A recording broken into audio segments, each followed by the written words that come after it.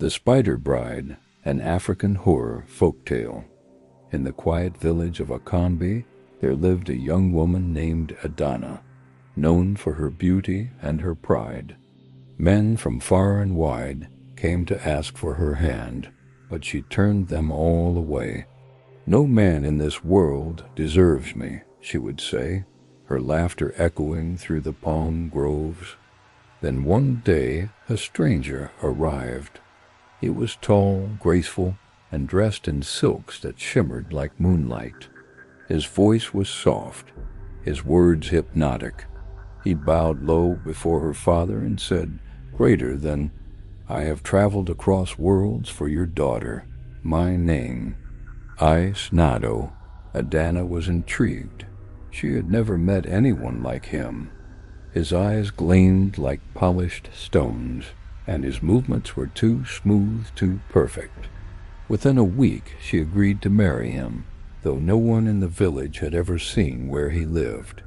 The wedding was held beneath the ancient Iroko tree.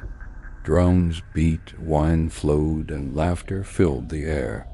But when the moon rose high and the villagers danced, Nado's shadow did not move. Only Adanna noticed. When she asked why, he smiled and said, "Greater than, some shadows belong to the earth. Mine belongs to the night." That night, Nado took her deep into the forest to his home. The air grew heavy, filled with the smell of decay and silk. His mansion appeared made of glistening threads, walls that shimmered, doors that moved as if breathing. Adanna's heart trembled.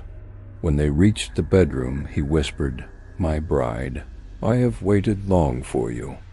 Then, before her eyes, his smile split wider than any human should, and from his back crawled 8 long, hairy legs.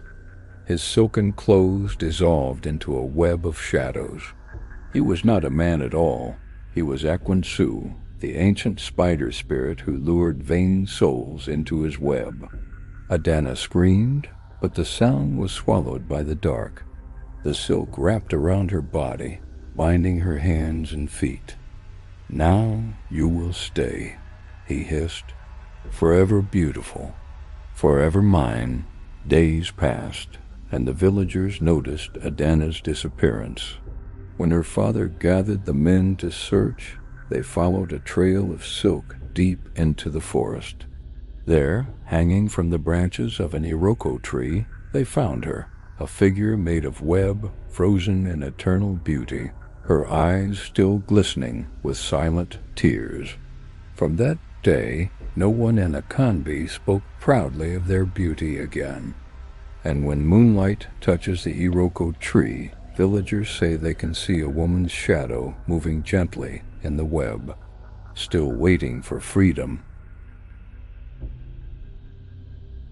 Moral message: vanity can blind the eyes, but truth always waits in the dark